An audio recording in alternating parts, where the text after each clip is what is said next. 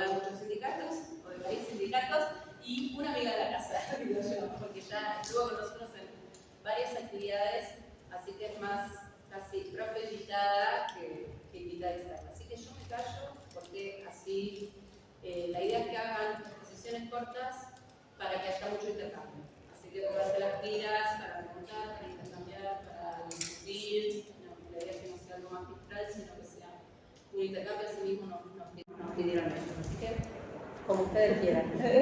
¿Está bien? Como ustedes quieran. Bueno, buenas tardes. Es un placer con Pablo estar acá. Siempre nos gusta charlar con posibles lectores.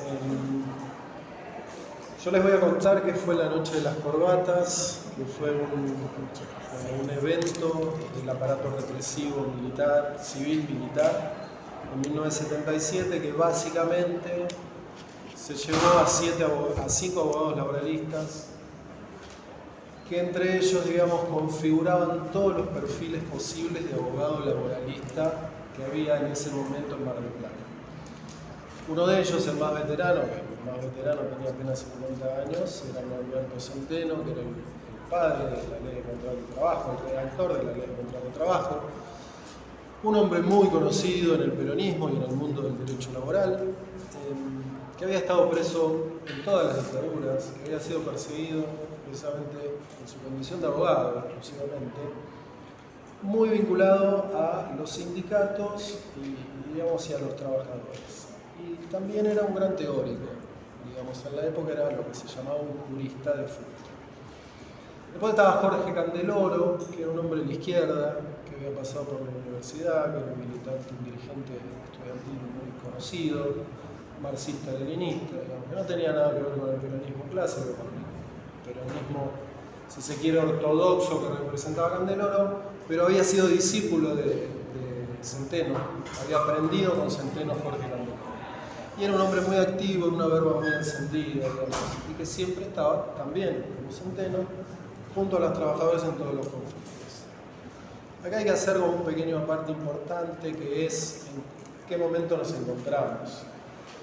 En los 70, las circunstancias económicas en Mar del Plata era de un escalonamiento y un salto cuantitativo de las industrias locales. Es decir, Mar del Plata, a través de sus industrias clásicas, la pesca, el textil y el turismo, daba un salto a la gran ciudad que hoy todos conocemos. Es decir, iba a haber mucha más plata para repartir y eso abría toda una serie de conflictividad sindical que se estaba viniendo y que ellos representaban, tanto Candeloro como Centeno, del lado de los trabajadores. Les vuelvo a repetir esta idea fuerza. Tanto ellos dos como los otros 3 desaparecidos y muertos en la Noche de las Corbatas eran acérrimos defensores de los derechos de los trabajadores. Aplicaban la ley laboral más favorable para el trabajador en todas circunstancias y de manera incorruptible. No negociaban juicios, nunca iban a menos, siempre se mantenían y realmente lograban en los conflictos acuerdos muy beneficiosos para los trabajadores. Bueno, después estaban otros que se puede decir que tenían una práctica un poco más liberal de la profesión, no tan institucionalizada en el peronismo o en la izquierda como era el caso de Candeloro y Centeno. A ellos se lo llevan a un centro clandestino de detención que es en Mar del Plata, donde en un centro de la Fuerza Aérea, la Cueva, donde todo hace suponer que 4 de los 5, porque Centeno es el único que aparece en un descampado, unos días después, muy torturado, incluso con algunos detalles escabrosos, porque comieron parte de su cuerpo algunos perros salvajes que había por ahí por la zona. Suponemos que los otros 4, la disposición final, que era muy conocida en ese momento y era muy eficiente, fueron los vuelos. Desde Mar del Plata salían vuelos. Entonces lo más probable es que estos 4 abogados laboralistas hayan terminado muchos kilómetros mar adentro. Como les decía, la dinámica económica marplatense estaba cambiando y ellos, digamos, estaban un poco a la vanguardia de este conflicto eterno que hay entre capital y trabajo. y estaban haciendo algún daño a los intereses de los patrones, ¿no? Esta es una interpretación nuestra que no todos los abogados laboralistas están de acuerdo, pero bueno, es a lo que accedimos y lo que nos parece que pudo haber ocurrido. Creemos que fue una operación ejemplificadora, precisamente como para alertar a cualquiera que quisiera defender los derechos de los laburantes que eso iba a tener un costo altísimo. Y lo hicieron de una manera con una selección muy meticulosa y muy fina, porque como les digo, estaban representados todos los posibles laboralistas y sus lugares de pertenencia y su campo de acción, ¿no? Estaban en la pesca, estaban en el textil, estaban en la industria del turismo. Digamos, ellos mismos sintetizaban a cualquier posible abogado laboralista. O sea, cualquier abogado de trabajadores en Mar del Plata podía sentirse representado e identificado con alguna de las víctimas de la noche de las corbatas. Esto, digamos, no lo tenemos mensurado, pero suponemos que produjo una retracción. Uno era laboralista en el 77 en Mar del Plata, bueno, se iba a cuidar de muchas cosas después de esto. Hay algunos detalles que son un poco extraños. En el 77 ya todo el sistema, el plan de eliminación, de exterminio de la dictadura ya había menguado, ya las organizaciones armadas, que era el blanco principal de la dictadura, ya estaban desarticuladas. Eso fue raro, el momento en que eligen para hacerlo. Pero ahí también nosotros tenemos una hipótesis, que nos acercamos un poco, pero no logramos confirmarla, por lo menos desde lo documental, sí desde lo testimonial, pero con fuentes anónimas que no quisieron aparecer con nombre y apellido, es que hubo colaboración civil, precisamente de todos estos patrones que se veían afectados por el desempeño profesional de los abogados laboralistas. Diciéndolo en cristiano, los patrones apuntaron a quién se tenían que llevar en la noche de las corbatas. No solo se llevaron a estos 5, se llevaron en total 12 personas, pero bueno, nosotros nuestro eje lo hacemos acá porque los 5 abogados laboralistas, y contamos sus historias, porque nos parece que ahí está lo más destacado de la intención represiva en ese momento del Ejército, la Fuerza Aérea y la Marina, porque fue un operativo conjunto. Ahí hubo complicidad civil. Bueno, lo que sí estaba claro, que hacían un daño económico en esta representación que tenían tan eficiente. Insisto con esto, realmente lograban convenios, acuerdos y lograban conducir los conflictos de una manera muy victoriosa. Entonces hacían daño económico. Y también había como una idea de que ellos eran una suerte de vanguardia desde sus lugares, ¿no? Desde el peronismo en el caso de Centeno, desde la izquierda más tradicional en el caso de Camelorio y el resto. Digamos, tenían como una representación de las vanguardias políticas que podían llegar a cambiar las reglas del juego en lo económico. Y se venía, como les digo, un momento en donde todo indicaba que las industrias la pesca se estaba tecnificando, la industria textil se estaba tecnificando, los sindicatos estaban empezando a crear realmente un centro turístico enorme en Mar del Plata, que es el que conocemos, porque se había cambiado, en el 50 se había cambiado la ley de propiedad horizontal y se permitió en Mar del Plata hacer edificios hacia arriba. Eso produjo un boom turístico que se estaba empezando a desarrollar en su máxima expresión a mediados de los 70. O sea, iba a haber mucho de esto. Después cierro con esto un poco. Yo me crié en Mar del Plata, también por las cuestiones de la dictadura. Yo soy del 73, pero en el 76 mi papá tuvo que hacer un exilio interno. Tengo un tío desaparecido. Y desembarcamos toda la familia en Mar del Plata porque no era una ciudad militarizada como si era Córdoba, La Plata, Rosario, etc. Y yo me hice periodista en Mar del Plata en la década del 90, empecé a trabajar en el diario La Capital, que era el diario central, que es el diario más importante. Y la noche de las corbatas no había registro alguno en la esfera pública, en el recuerdo. Sí había, por supuesto, abogados con mucha conciencia y una parte, digamos, de la sociedad marplatense que no se olvidaba de aquel episodio, pero estaba como muy soterrado, era algo como, no se conmemoraban los aniversarios, no se los recordaba, no había nada con el nombre de ellos. Y bueno, creo que Pablo y yo somos un poco parte de ese proceso de memoria, verdad y justicia que se fue dando desde la recuperación de la democracia, que tuvo distintos segmentos donde se fue acelerando, que termina con nosotros dos decidiendo que valía la pena hacer un libro de ese episodio y contar la historia de estos abogados. Y hoy, felizmente, me parece que se ha remediado un poco esa falta en la ciudad, en la conciencia pública y política de la ciudad, que era tenerlos un poco en el olvido, y hoy sí ya son gente que forma parte de la memoria colectiva. Y no nos olvidemos de esto, ¿no? Que nosotros creemos que dejaron su vida defendiendo a los trabajadores, y ese es un sentido existencial que por lo menos nosotros consideramos muy valioso y tenemos que hacer, tenemos la responsabilidad nosotros y ustedes como profesionales del mundo laboral también de, digamos, recordar esa conciencia y no olvidarnos. Gracias.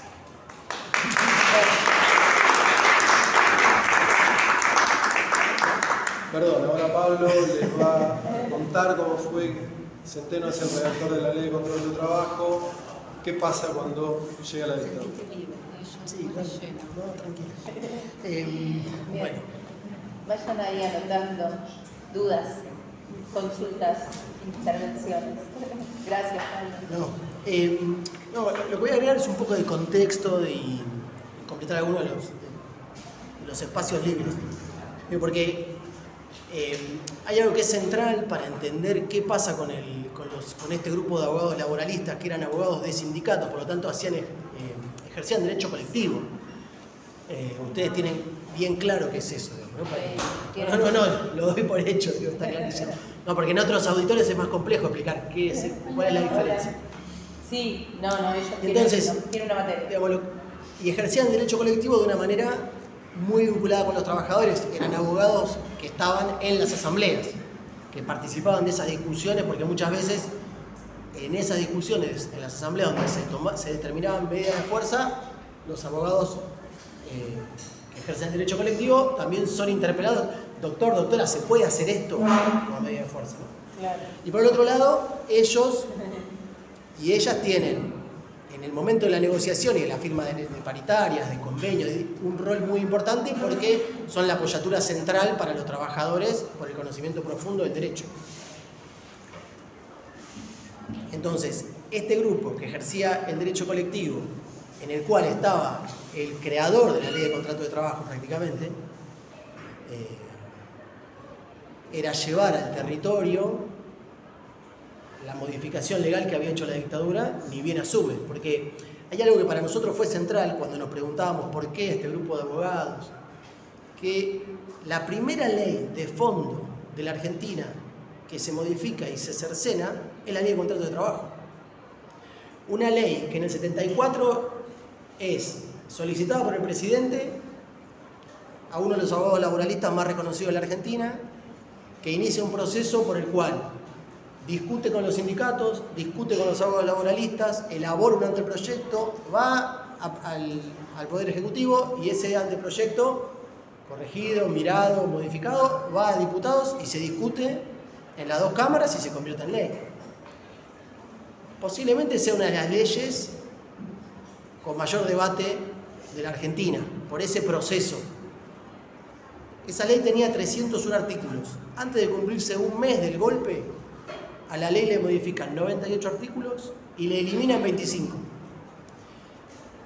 Es una ley que en sus grandes trazos no fue modificada después. O sea que nosotros prácticamente, hasta la reforma laboral, no me voy a meter con eso, tuvimos 40 y pico años de democracia con una ley modificada por una dictadura.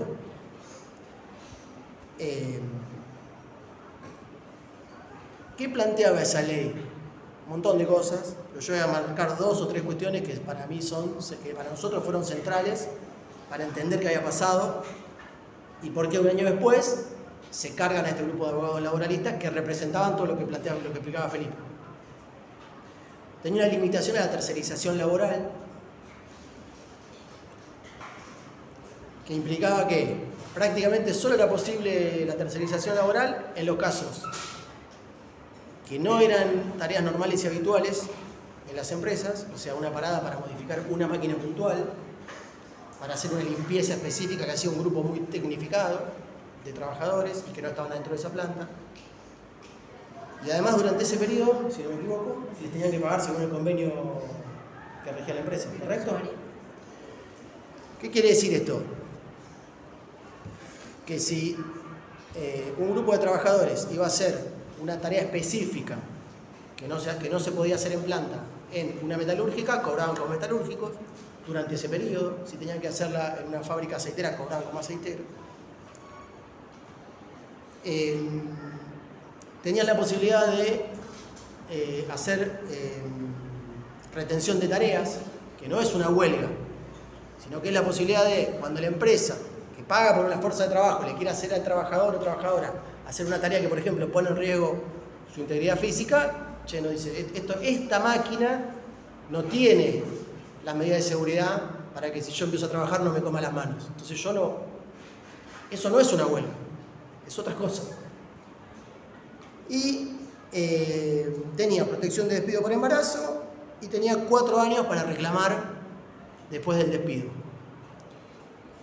Entre las modificaciones que se hacen cuando se produce el golpe, antes de cumplirse un mes, por eso digo que para mí es central eso,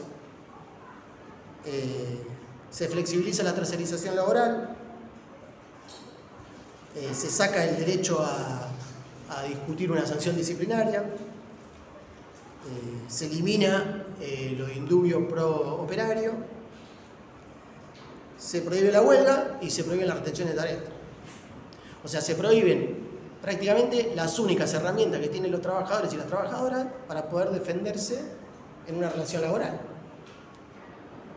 Entonces yo voy a decir una frase que es un poquito polémica, pero en realidad no es polémica. Es un poco polémica en el sentido de que la construcción que se hizo recuperar la democracia sobre la dictadura tiene mucho que ver con la persecución a trabajadores y militantes políticos, independientemente de que que participaran de una organización armada o no. La dictadura vino a modificar la economía en la Argentina, que implicaba prohibir el derecho a huelga. Porque si no, no hay ninguna explicación posible para que las primeras medidas que tomaron fueron prohibir el derecho a huelga y ilegalizar los sindicatos. No hay explicación. ¿Por qué? ¿Por qué la ley de entidades financieras sale un año después de que se produce el golpe? No tiene sentido. ¿Qué era más importante? Modificar la ley de contrato de trabajo. Cambiar la relación en la disputa capital-trabajo. Encontrar eso en la línea de tiempo que nosotros trazamos fue lo que nos permitió explicar, por eso se llevaron a este grupo de abogados que junto con los dirigentes sindicales arman una maquinaria de pelea que permite disputar el valor de la fuerza de trabajo y cómo son las condiciones de trabajo dentro de la empresa, porque eso es lo central. Y para cerrar quiero leer algo que para nosotros es importante porque es de un periodista. ¿Leyeron la carta abierta de Rodolfo Walsh? ¿Alguien la leyó? ¿Sí? Levanten la mano que la leyó. No, que no la leyó, no importa. El texto es brillante. Brillante ¿por qué? No solo por la escritura, sino porque a un año de producido el golpe, el 25 de marzo, él va a mandar esa carta a distintos medios de comunicación a través de un sistema que no existe más, que era el buzón de correo. Y ese día cae detenido y está desaparecido hasta el día de hoy. Hoy se cumplen 49 años. A mí me parecía importante. Vas a leer el capítulo de Voy a leer 3 párrafos nada más, del punto 5 y el punto 6. Porque se lo ponemos siempre. Él después de hacer todo un análisis en los primeros puntos sobre cómo es la persecución a los trabajadores, que el 67% de las víctimas que está relevada en el Nunca Más son trabajadores. Que si nosotros estiramos esa lógica a todo lo que tenemos que vender la fuerza de trabajo, ya sea como nosotros que somos profesionales universitarios o no, también al final somos trabajadores. Entonces ese número se extiende. Pero si está solamente pensado en trabajadores obreros, te da 67%. Pero si le estiras un poquito, llega como al 80%. Porque esa es otra cuestión, que es una discusión también, ¿no? Si nosotros pudiéramos vivir sin trabajar, no seríamos trabajadores. Entonces, él dice, estos hechos, después de hacer esta descripción, dice, que sacuden la conciencia del mundo civilizado, no son, sin embargo, los que mayores sufrimientos han traído al pueblo argentino, ni las peores violaciones de los derechos humanos en que ustedes incurren. Porque le habla a la Junta Militar, se llama Carta Abierta a la Junta Militar. En la política económica de este gobierno debe buscarse no solo la explicación de sus crímenes, sino una atrocidad mayor que castiga a millones de seres humanos con la miseria planificada. Más allá de la belleza de este párrafo, el párrafo siguiente plantea claramente la discusión. Porque dice, en un año han reducido ustedes el salario real de los trabajadores al 40%, disminuido su participación en el ingreso nacional al 30%, elevado de 6 a 18 horas la jornada laboral que necesita un obrero para pagar la canasta familiar. Está clarísimo los objetivos del golpe. Y en el 6 dice, arranca así, dictada por el Fondo Monetario Internacional según una receta que se aplica indistintamente en el Zaire, Chile, Uruguay o Indonesia, la política económica de esa junta solo reconoce como beneficiarios a la vieja oligarquía ganadera, la nueva oligarquía especuladora y un grupo selecto de monopolios internacionales. Bueno, y ahí habla de un grupo de la ITT que no existe más. Pero digo, en la definición de cómo es la estructura económica de un país, está claro para dónde va ese gobierno, ya sea una dictadura o un gobierno democrático. Entonces, si trazamos los paralelos entre esa modificación que hizo la dictadura militar, la reforma laboral que se quiso aplicar, ¿a cuánto ha iniciado este nuevo gobierno que tenemos hoy? Nada. Y una y otra vez la misma discusión. ¿Y qué es lo central de esa reforma laboral hoy? La limitación del derecho a huelga. Quitarle a quienes trabajamos las herramientas que tenemos para defendernos y discutir algo. Y como ejemplo de eso hoy, digamos, los gremios que han podido sostener las medidas de fuerza son los gremios que hoy tienen mejores condiciones laborales. Es inevitable, es así. Digamos, no es una discusión, es un dato material. Nada más. Te la dejo.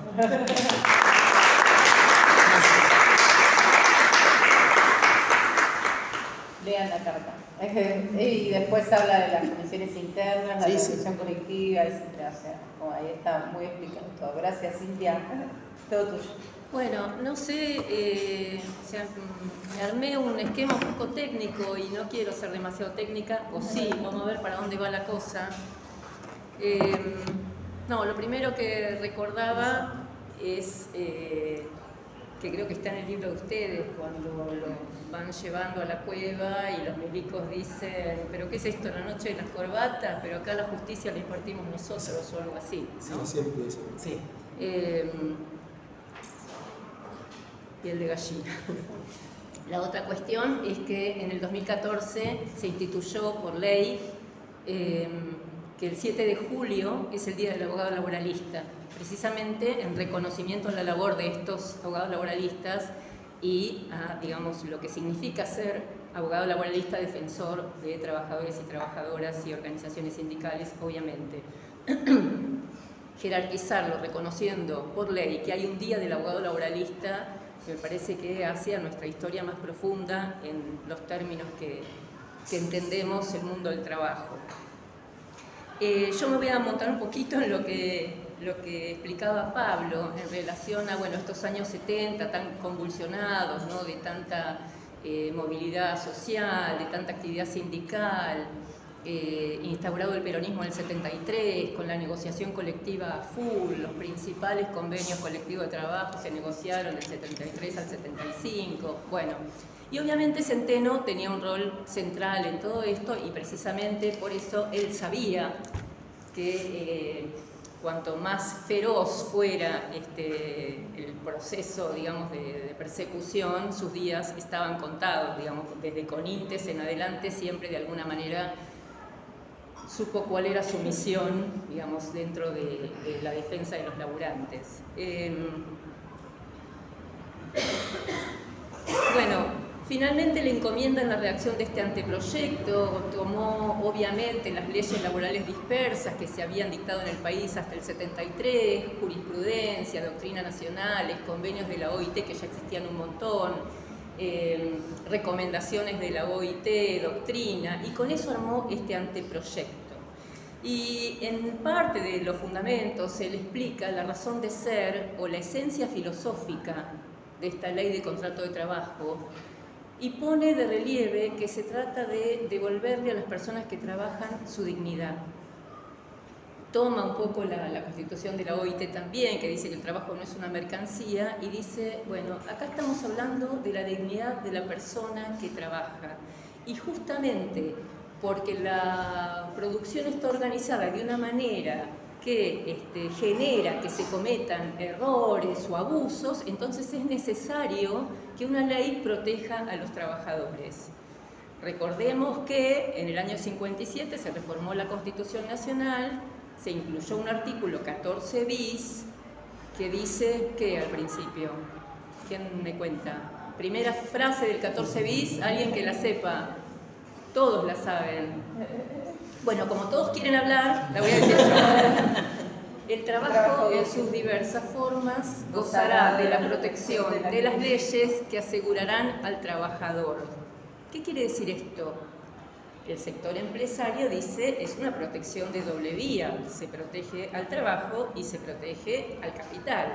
Pues no, señores, dice que asegurarán al trabajador, se protege al trabajador. La razón de ser del 14 bis de la Ley de Contrato de Trabajo y de todas las regulaciones laborales es constitucionalmente la protección del trabajador.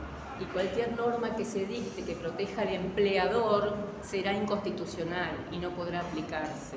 Primera cuestión que explica mucho mejor Centeno. Bueno, él dice: la atención, conservación y promoción en su propia y esencial dignidad de trabajo-trabajador, vale decir, del primero como expresión de esfuerzo humano y del segundo como valoración integral y como destino, requieren su protección, la protección de la ley, de modo de corregir los defectos de aquellas estructuras y formas organizativas de producción y de las consecuencias que de ellas se derivan. Está diciendo, todo bien con la producción, pero momentito, acá la ley viene a poner un freno, ¿sí? Bueno, por eso, ¿ustedes leyeron la ley de contrato de trabajo, la del 74, la de la dictadura, la leyeron? ¿Alguien la leyó, manitos? Bueno. La LST del derecho, algo leyeron. Bueno. Para decir que todo lo hicieron con la IA. ¿Qué ideas fuerza, qué ideas así más generales encuentran plasmadas en esa ley? ¿Algo en relación con lo que acabo de decir? ¿Cómo se materializa la protección del trabajador en esa ley? Bueno, la ley tiene principios generales del derecho al trabajo. ¿Qué quiere decir esto? Eso lo estudian. Bueno, sí, me imagino, estoy ayudando a refrescar. ¿Qué significa esto? Significa que estos límites al poder patronal se concretan en normas que además están fundadas en principios generales. El principio protectorio justamente es la materialización del 14 bis, proteger a la parte más débil, proteger al trabajador. Hay un concepto que es importantísimo y que no se puede diseñar una política pública, legislar, escribir un artículo, hacer periodismo sin tener esto clarísimo, que es que la relación entre trabajador y empleador no es entre pares. El trabajador tiene una condición que se llama hiposuficiencia. No tiene poder de negociación, no tiene el poder para sentarse e imponer o negociar en libertad y en igualdad condiciones de trabajo, ni salarios, ni nada. Cualquier norma que diga el trabajador libremente podrá sentarse con su empleador y acordar, bla, bla, es una norma inconstitucional. No existe, porque el derecho al trabajo reconoce esta diferencia, ¿sí? esta condición de hiposuficiencia hace que toda la norma laboral esté para equilibrar esas fuerzas diferentes. ¿Cómo equilibra? Con norma más favorable, indubio pro operario, condición más beneficiosa, cláusulas antifraude. ¿Es chino lo que estoy diciendo? Ok, genial. Bueno, dice, una consideración que descubrí leyendo los fundamentos había omitido, yo que hablo mucho de temas de trabajo y género, y que acusamos al capítulo de la Ley de Contrato de Trabajo de Norberto Centeno de sexista, reproductor de estereotipos, digamos, ese capítulo Mujer y Trabajo, en donde claramente él dice, bueno, la mujer que trabaja, pero encontré algo que me gustaría compartir, porque cuando uno estudia cualquier hecho de la realidad, es importantísimo ver la película, y si no ve la película y ve la foto, no va a entender por qué eso está ahí. Y entonces él parte un poco del informe Vialé-Macé sobre el análisis de la clase trabajadora, y dice, se sostuvo en otras épocas que la misión de la mujer, en lo que a cada sexo toca, en la perpetuación y mejora de la especie, es la maternidad, la crianza y la educación de los hijos. Por lo tanto, el trabajo de la mujer no puede, pues, admitirse sino por las fatalidades del destino. Repito, se sostuvo en otras épocas esto que acabo de decir. ¿Y cómo cierra? Dice, sin dejar por ello de ponderar las funciones de la mujer en tanto madre y la trascendencia de las mismas en el grupo familiar como célula básica de la sociedad, ella, al igual que el hombre, tiene en el trabajo su destino de realización. Así que para los 70 parece ser que era un enorme avance de lo que veníamos. Esta ley que se dictó y se promulgó en septiembre del 74 y empezó a regir, se editó en ejemplares de bolsillo, para que todos los trabajadores la pudieran tener consigo, cosa que hoy es muy difícil de pensar, por esto mismo de la tecnología, donde es muy difícil apropiarse de un contenido y volver y revisitar ese contenido. Bueno, había unas cositas que se llamaban libros, en este caso de bolsillo, donde los trabajadores iban leyendo en el tren la ley. Y cuenta un ex juez laboral, Rodolfo Capón Fila, ya fallecido, que los sábados a la tarde en su estudio venían todos los laburantes a discutir con él, no cómo debían interpretar la ley de contrato de trabajo, sino cómo ellos leían la ley de contrato de trabajo, lo que para ellos decía. ¿Sí? Está el chiste del trabajador que nunca separaba los bracitos del cuerpo porque tenía en un lado la ley de contrato de trabajo y en el otro el convenio colectivo de trabajo. Bueno, sería buenísimo poder volver a eso, ¿no? Bueno, previo al golpe, un suceso simplemente para mencionarlo porque de alguna manera es lo que expresa la base ideológica de lo que fue el golpe, es lockout patronal de un grupo denominado APEGE, Asamblea Permanente de Grupos Empresarios, ¿no? Que obviamente, sirviéndose de los militares, lo que plantea es, a partir de un lockout, dice, nosotros vamos por el restablecimiento del orden, la revisión de la filosofía colectivista y estatista imperante, la derogación de la legislación laboral que otorgaba privilegios e inmunidades inadmisibles y la eliminación del proceso inflacionario. Bueno, golpe de Estado, terrorismo de Estado y básicamente un objetivo, el desmantelamiento de un modelo de desarrollo industrial bajo las normas del neoliberalismo que tenía a la clase trabajadora como su objetivo principal. ¿Por qué? Porque el objetivo principal del golpe del 76 fue económico y también político, pero básicamente, no sé si coincidirán, bueno, lo explicaron ustedes al principio y claramente se trataba de que la justicia social era algo que había que desactivar. Hoy tenemos un presidente que la llama aberración, en ese momento esa palabra no se usaba para esto, pero claramente era el objetivo, desmantelar la justicia social que tenía que ver con la igualdad, con la posibilidad de nivelar, con la posibilidad de que un obrero viviera dignamente. Esto obviamente era percibido como un enemigo para el poder económico y contra eso había que ir. Claramente las primeras medidas, lo decía Pablo recién, se suspende la aplicación de la Constitución Nacional y por lo tanto no se aplica más el 14 bis, se prohíbe el derecho de huelga y se penaliza con hasta 10 años de prisión y la posibilidad de despido con causa, obviamente sin indemnización, se despoja a los sindicatos de las obras sociales, se autoriza a los empleadores a pedir la revisión de los convenios colectivos de trabajo, no sé si les suena algo de la actualidad. Se autoriza el no pago de las horas extras y al no pago del recargo por sábado y domingo, no sé si les suena algo de la actualidad. Se declara la prescindibilidad de los empleados públicos y el fin de la estabilidad, cualquier semejanza con la realidad no es mera coincidencia. La CAL, Comisión de Asesoramiento Legislativo, un grupo justamente de los técnicos que no sé cómo sobrevivieron, porque los mismos que estaban en la CAL están hoy con Sturzenegger, es maravilloso, no sé, son Dorian Gray.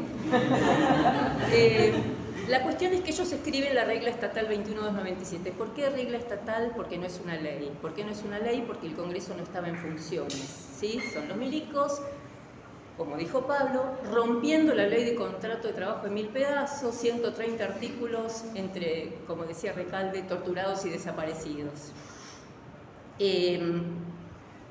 Bueno, una mención de lo que esta regla estatal 21297 desarma, justamente el corazón del movimiento obrero, el derecho de huelga, a partir del cual se consiguen los derechos, no hay otra forma.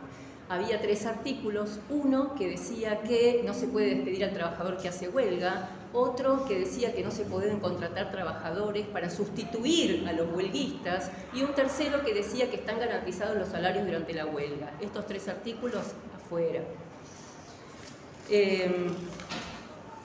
Bueno, se metió con la cuestión más protectoria de la ley de contrato de trabajo, irrenunciabilidad, norma más favorable y el indubio prooperario. Están en los artículos, bueno, 9, 12, después los vemos un poquito, creo que ustedes ya saben de qué se trata. Limita justamente la responsabilidad en la tercerización. Dice, bueno, la empresa usuaria ya no tiene nada que ver, háganse cargo los insolventes, que son la empresita, pyme de 3 señores que limpian la maquinita. Limita la responsabilidad de los grupos económicos, una norma a pedido de las multinacionales, digamos, la casa matriz en Estados Unidos no tiene nada que ver, que se haga cargo la local, también insolvente. Quita poder a los sindicatos, esto de que el sindicato podía intervenir antes de que se establezca un sistema de control sobre los operarios. El sindicato tenía que ser consultado, ¿sí? El derecho a ser oído antes de imponer una sanción. El derecho de defensa es un derecho que está en la Constitución y no hay ninguna relación contractual o civil o comercial en donde uno pueda aplicar una sanción sin reconocer el derecho de defensa de la otra parte, a ser oído. Bueno, acá sí, en el derecho laboral yo te sanciono y después vemos. Si querés impugnar en la justicia. Esto, justamente, que estaba en la ley de contrato de trabajo, lo saca la dictadura. ¿Qué más? Bueno, eliminó la prohibición de indagar las opiniones políticas gremiales y de otro tipo de los trabajadores. La protección del embarazo la redujo el periodo de excedencia, que es ese periodo que se puede tomar la mujer transcurrida la licencia obligatoria para quedarse al cuidado de los niños. Es interesante una editorial del diario Clarín, del 28 de agosto del 76, donde dice que la derogación de la Ley de Contrato de Trabajo de 1974 es fundamental porque es obrerista y es un obstáculo para el desarrollo económico. Quiero decir que entre los fundamentos de la regla estatal 21297 aparece que es una necesidad liberar a las fuerzas de producción del corset que implican las normas laborales. Recuerden esta frase, es necesario liberar a las fuerzas de producción que son un corset, digamos, que están encorsetadas por las normas laborales. Recordemos que fue el Grupo Clarín el que pidió ahora la derogación del Estatuto del Periodista. Y en la revista Gente, que entonces dirigía el afamado y prestigioso periodista Chiche Hellblum, dice también en esa época, la Ley de Contrato de Trabajo significó para el país un retroceso en su producción y un catálogo de privilegios que atentaron contra nuestra economía, edición de abril de 1977. Bueno, ya sabemos lo que significó en términos del terrorismo de Estado, 67% trabajadores, dirigentes sindicales, activistas, obreros, comisiones internas enteras. Claramente era uno de los objetivos centrales del terrorismo de Estado. Y llegamos al 83, recuperación de las instituciones democráticas. Se ve que Alfonsín pudo hacer los juicios a la Junta, pero no pudo derogar la 21.297. El poder económico le soltó la mano a los militares, pero no soltó la cuchara. Bueno, varias cosas que sí se lograron durante esa época, la ley de negociación colectiva y la ley de asociaciones sindicales se fortalecieron y de alguna manera ampliaron las facultades de negociación y de representación sindical. Se dictó la ley antidiscriminatoria 23.592, no sé si la escucharon, no es una ley laboral, no tiene nada que ver con el derecho laboral. Es una ley del 88 que dice que si alguien se siente discriminado por motivo de raza, religión, sexo, puede ir a un juez y pedir que se ordene a quien me discrimina que cese el comportamiento discriminatorio. No había mucho para ir a pelear cuando un activista sindical no tenía fueros y era despedido. Bueno, esta ley sirvió para eso. Me están discriminando por activista sindical. ¿Qué decían los jueces laborales de la época? Che, esto no es una norma laboral, yo no la puedo aplicar.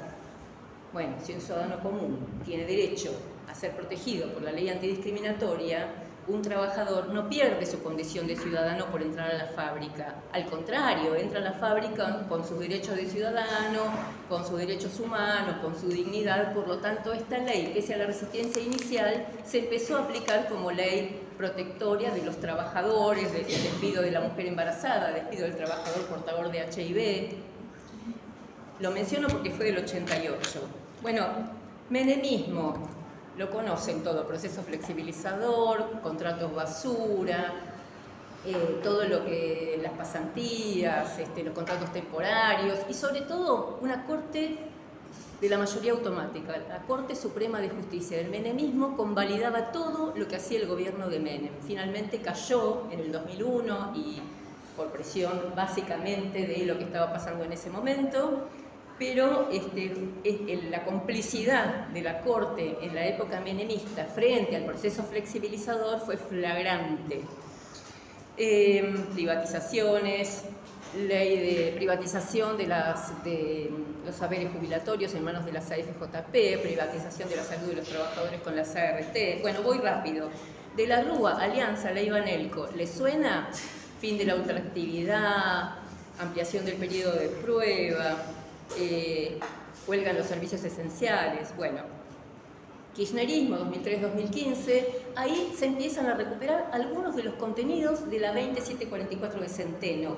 Básicamente lo que tenía que ver con el indubio corporario, la irrenunciabilidad y una norma que había puesto Centeno que tenía que ver con lo que les dije primero, que era las desigualdades que crea esta ley están ahí para compensar otras desigualdades estructurales que se dan en la relación entre trabajador y empleador.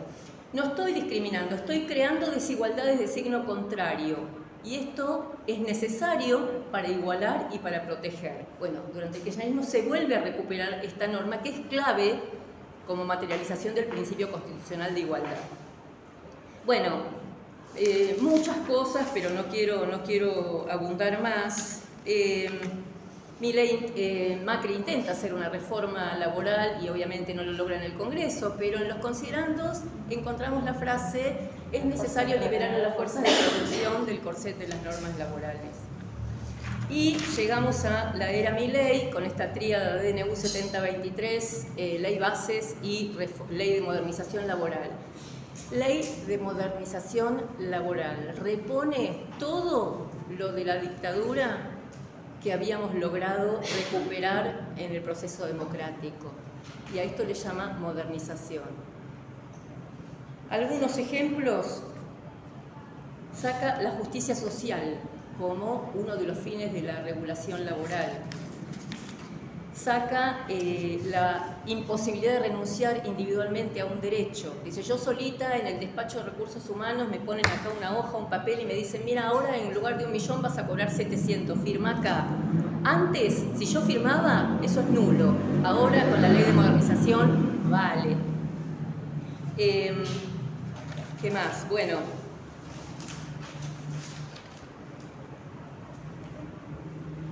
en la definición de contrato de trabajo, ahora la LST y lo recuperado en democracia decía solo después de considerar la dignidad de la persona de trabajo podemos hablar de una relación mercantil. Bueno, ahora eso lo sacamos. Ahora es en el marco de una relación mercantil. Bueno, no mucho más. Yo creo que en estos días, bueno, nos emocionamos muchas veces. Yo creo que la plaza de ayer es un grito muy, muy potente de que, bueno, hay un capítulo de la historia que no estamos dispuestos a repetir, el nunca más creo que se nos impregnó, no pudiendo llegar a escuchar porque no se podía ir por ningún lado. Pero esto que traía Pablo de la miseria planificada, ¿no? Y de Rodolfo Walsh diciendo que peor que la tortura y la desaparición había sido el plan económico y lo que esto significó para la gente. Y la pregunta es, bueno, ese nunca más que nos debemos, ¿es solamente por los golpes militares, por digamos, la apropiación de bebés, por la tortura, o tiene que ver con una vida digna? Bueno, muchas gracias.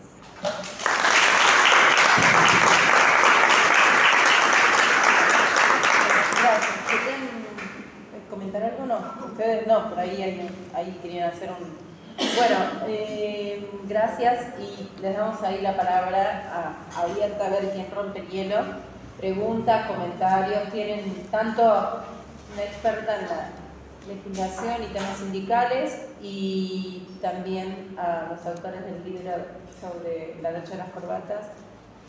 A ver quién se anima a comentar, preguntar, lo que quieran. Dale. Una pregunta. Sí. También puede ser intervenir, no necesariamente preguntar, dale. Pero, como antes dijeron que la ejecución en la dictadura, cuando nos pasamos por el Congreso, teníamos que tener las leyes y después fueron derogadas. Pero bueno, con esta nueva ley laboral de modernización, ¿estas leyes van a quedar? ¿Esta qué, perdón? ¿Estas leyes van a quedar? No, las vamos a voltear.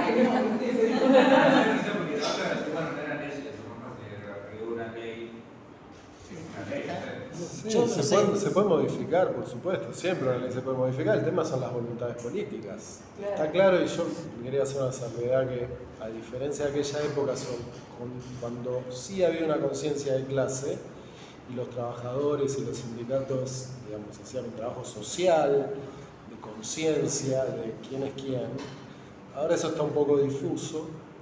Incluso hay gente que supone que todos estos derechos que le conculcan son para su beneficio. Y eso es muy raro. O sea que es un tiempo peculiar.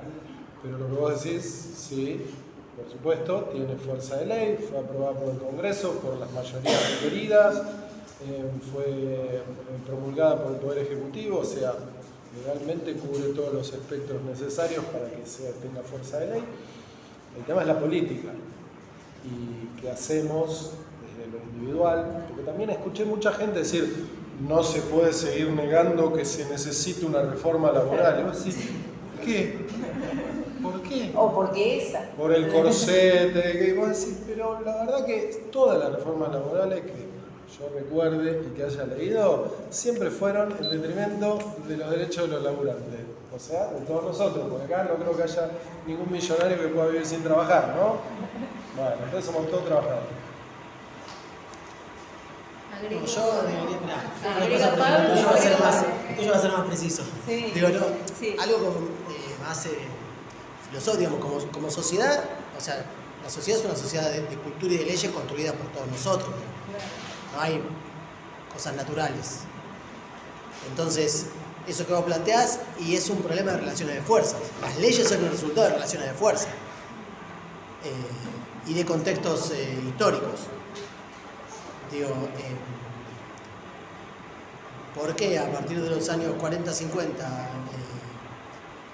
empieza, y sobre todo después de la Segunda Guerra Mundial, ¿no? Empieza una serie de modificaciones vinculadas a una mirada social del derecho. ¿Muy bien? Sí. Porque tiene que ver con un contexto, yo entiendo que tiene un contexto mundial, con el comunismo aterrando al capitalismo en Rusia y la necesidad de, bueno, pará, concedamos algo porque si no, capaz que se llevan puesto todo. O sea, ¿por qué en el 1920 los obreros iban a la puerta de la fábrica y los contrataban por día y 20 años después no? ¿Qué cambió ahí? Y cambió el contexto. Hay una relación de fuerza que hace que, por ahí tenemos que ajustar un poco. ¿Qué cambió? Lo que decía Cintia en el 2004, post-crisis, y hay una necesidad de un gobierno que acaba de asumir de que la economía empiece a funcionar de una manera determinada, porque también pasan esas cosas, hay una necesidad política. Entonces, la discusión de se aplicaba en determinada medida porque Néstor era un genio o era un cínico que se iba a comer, no importa. Lo hizo porque no había otra, no había mucho margen para hacer otra cosa. En ese margen, ¿qué hubo que hacer? Y hubo que derogar una ley que impediera las negociaciones colectivas, y bueno, eso. No, porque tampoco es ninguna genialidad entender cómo funciona la economía de los países. Trump se pelea con China y le dice, vengan a producir acá, ¿por qué? Porque es nacionalista, ¿no? Si China produce todo, y bueno, los otros países no producen. Entonces, es un problema político y económico. Entonces, bueno, eso, si va a sostenerse, y va a depender de qué pase colectivamente. Bueno, te hago la cuestión legal mucho menos interesante que lo que acaban de decir. Mucho menos. Pero bueno, para tener claro eso, la Constitución dice cuál es el procedimiento para sancionar una ley. Acá ese procedimiento se cumplió. La ley, desde el punto de vista del procedimiento que está descrito en la Constitución, es válida y rige hasta que sea derogada por otra. Ahora, uno puede, cuando mira la legitimidad de una norma, ver cómo surgió, de dónde surgió, cuánto se discutió, si intervinieron todas las comisiones que tenían que intervenir. Ahora, lo que no hay ninguna duda es que esta es una ley del Congreso y está vigente. No es lo mismo lo que pasó con el DNU 7023, que modificó más de 100 leyes y que tenía un capítulo laboral que, precisamente por ser un decreto de necesidad y urgencia, fácilmente la Cámara Nacional de Apelaciones de Trabajo hizo clic. No hay ni necesidad ni urgencia, esto no se aplica. No se metió con el contenido porque no necesitó. ¿Sí? Ahora, vos mirás, te metías en el boletín oficial antes del 6 de marzo, que empezó a regir la ley de modernización, y veías todas las normas, te metías en la ley de contrato de trabajo, ponías Infoled, que es el buscador de leyes, ley de contrato de trabajo, y veías impactado todo el DNU 70 en el capítulo laboral y borrado lo anterior. Pero macho, que ya te dijo la Cámara que no está vigente. Mira vos, no hubo otro DNU que dijo está bien, sacamos el capítulo laboral, hubo un fallo de la Corte. Ahora, cualquiera que no esté muy informado va a mirar la ley de contrato de trabajo y aplica el DNU 70 porque no está ahí que la Cámara dijo que no. Ahora, la ley del aborto se gestó en la plaza con los pañuelos verdes, más allá de los procesos descritos en la Constitución. La ley no precede a un hecho, es la consecuencia de un hecho, de una demanda, de una reivindicación.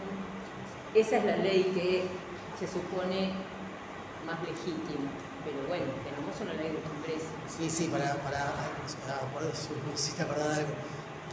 Sobre la modificación, sobre la ley del aborto, yo conozco de primera mano 3 casos de legisladores que modificaron su voto apretados por sus hijas.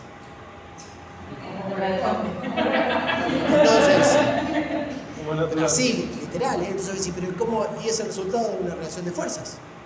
Claramente, porque hubo 3 votos que iban a votar otra cosa y cambiaron. Dale. Ya, estaba primero, perdón. No te olvides. No, había más una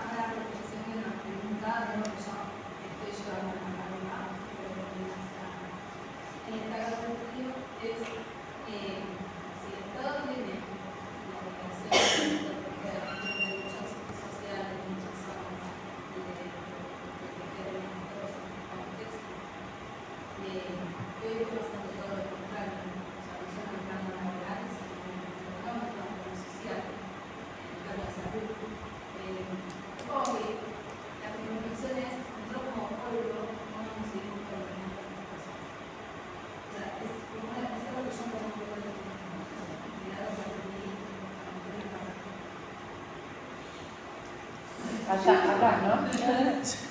Eso da para debates y para reflexiones y para... Ahí.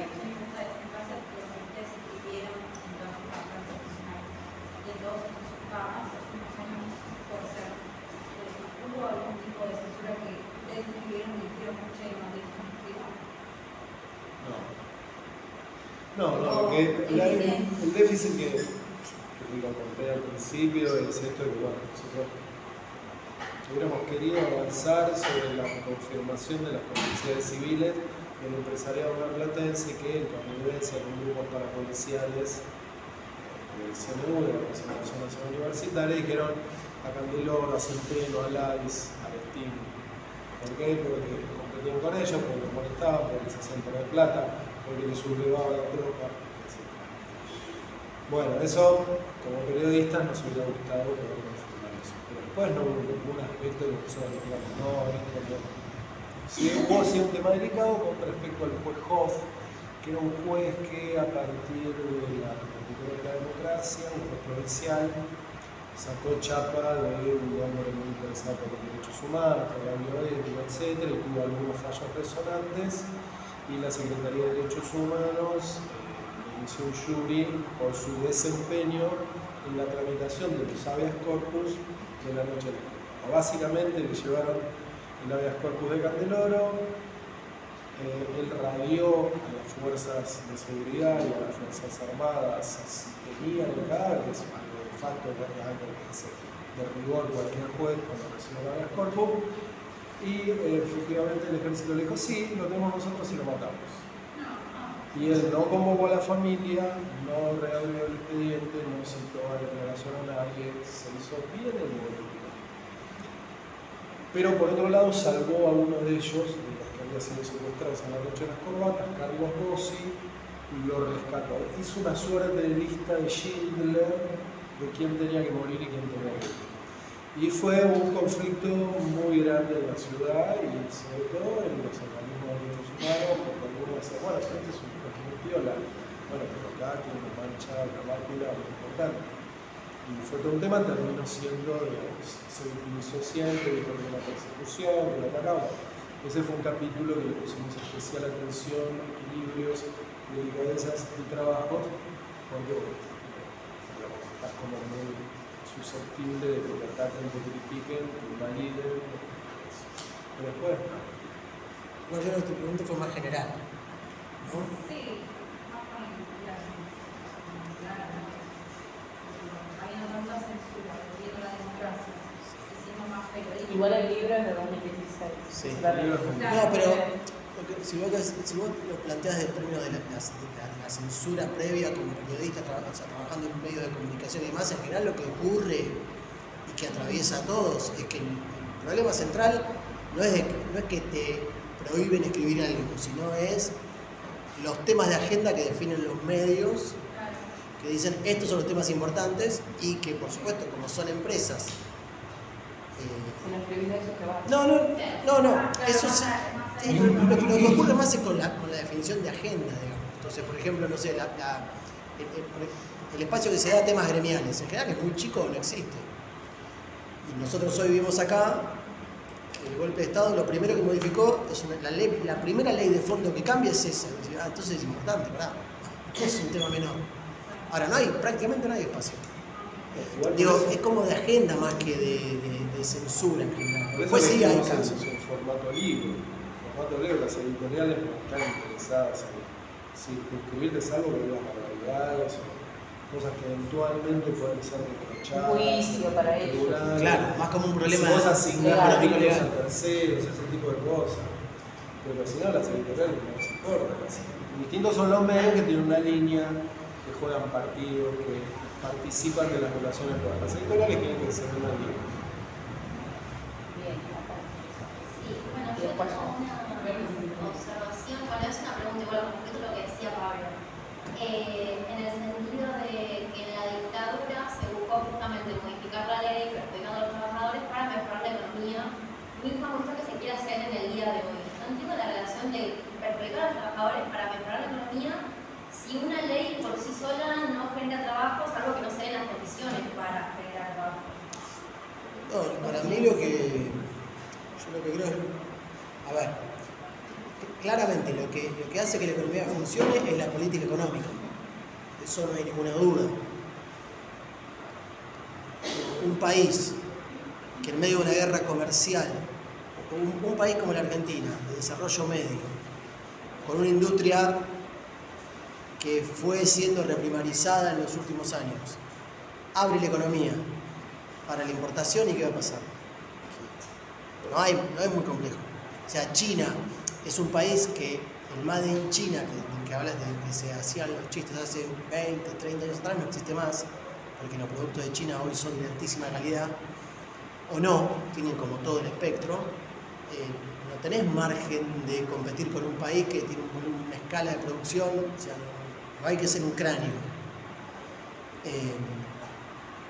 Entonces, la resolución de eso no va por la ley de contrato de trabajo. Es cierto que una ley de contrato de trabajo menos protectoria te permite que los trabajadores y las trabajadoras no puedan organizarse para discutir ni cómo se produce ni cómo son sus salarios. Porque en parte lo que discuten los empresarios, los dueños del capital, es la posibilidad de hacer las cosas como ellos quieren, de manera que ellos quieren, cuando ellos quieren. Sí, bajar los costos laborales, ¿no? Claro, pero mira, y aparte hay una cuestión de cómo se construye el relato, que es lo que decía Cintia con la frase esa que repetías de liberar las fuerzas productivas. Digo, Beto Pianelli, que falleció hace poco, él tenía una frase que era muy buena, que él decía: nosotros queremos lo mismo que los empresarios, ganar lo máximo. ¿Saben quién era Beto Pianelli? Lo máximo posible o el mínimo. Era el dirigente del subte. Él decía: nosotros queremos lo mismo que los empresarios, ganar lo máximo posible en el menor tiempo posible con la mayor seguridad posible.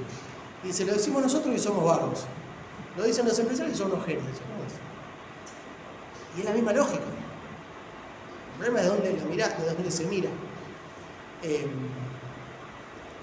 Yo creo que tiene que ver con eso, con la posibilidad de tener control total y abaratar costos. Obviamente siempre el capital siempre busca abaratar costos. Aunque esos costos sean muy bajos, porque el salario es muy bajo como costo si lo tomás como costo de producción, es muy, muy bajo. Quería agregar algo en relación a por qué fue posible esta ley de modernización laboral, que tiene un consenso de base pasmoso. Muchos decimos la clase trabajadora tirándose un tiro en las piernas. ¿Qué pasó? ¿No entendieron? Bueno, en realidad, claramente lo que ha permeado muy fuerte en la sociedad es que si vos tenés aguinaldo y yo no, lo que hay que hacer por razones de justicia es sacarte a vos el aguinaldo, porque además eso va a generar más trabajo, porque entonces nuestro patrón va a estar contentísimo que no nos tiene que pagar ni a vos ni a mí aguinaldo y va a salir corriendo a contratar a todos los compañeros porque entonces ya no tiene que pagar aguinaldo. Este mantra que se repite desde que tengo memoria, de que para crear trabajo es necesario quitar derechos, es una falacia absoluta que no tiene demostración empírica, más bien todo lo contrario, porque cuando ha crecido el empleo en la Argentina tenía que ver con leyes protectorias fuertes y justamente cuando se dictó con el periodo flexibilizador llegamos a un desempleo del 19%, 20%. Entonces, que la gente repita de manera claramente, sin cuestionar nada, que es necesario nivelar para abajo y que para que todos tenemos que sacrificarnos en pos del crecimiento económico, es terrible. O sea, no fuimos a la escuela, no tenemos capacidad de analizar la historia. La economía no crece por quitar normas laborales. Y el problema es que esto se repite, no desde el gobierno, desde los medios. A nosotros, nos hacían, a todos los laboralistas que estamos ahí en reportajes, ¿no? Bueno, pero el empleo no crece desde el 2011. ¿No había que hacer algo? Sí, hermano, pero esto había que hacer. Mejorar la economía. Sí. Así no podíamos seguir. Genial. Rematemos la joya de la abuela y vamos a vivir de la caza y la pesca. O sea, la pregunta equivocada. ¿No? Porque la pregunta era, bueno, el empleo no crece, ¿qué hacemos? No es que entonces cualquier cosa que salga con fecha de hoy es mejor y más moderna. Sí, eso. Yo solamente dos cositas porque a mí van a tener que soportar todo de 4 y y acá tenemos los invitados, así que... pero como para... Es tan obvio, digamos, que es bastante indignante como hasta la falta de reflexión, porque si uno dice con la evidencia empírica, como decía Cintia, la mayoría, bueno, perdón, ahí también el sesgo, porque yo doy una materia en América Latina, no sé si saben, estamos activa de América Latina. Entonces, la mayoría de los países de América Latina tienen legislaciones hiperflexibles, o sea, y en la mayoría de los países de América Latina, el trabajo no registrado y la desigualdad es mucho más que en Argentina. Entonces, ya ahí tenés una evidencia empírica clara que quitar derechos, Perú, por ejemplo, que es el modelo que piensan, digamos, ¿no? No sé si se cae el de Perú. Bueno, acá tenemos nuestra profe de Colombia, así que, bueno, ahí está. Pero quiero decir, bueno, ahí tienen una evidencia empírica, digamos, hay menos legislación, menos protección, menos negociación colectiva, menos fuerza sindical, menos... Entonces, debería haber crecimiento, salarios altos, menos desigualdad. No, pero incluso no hay un informe del Departamento de Estado del final del gobierno de Biden que en Estados Unidos es distinto el sistema sindical. Sí.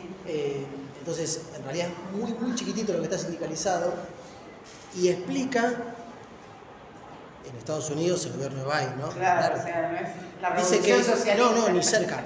Y lo que plantea es que justamente que esos trabajadores que están sindicalizados garantizan que los salarios vayan al alza, incluso los que no están sindicalizados, los que están fuera de convenio.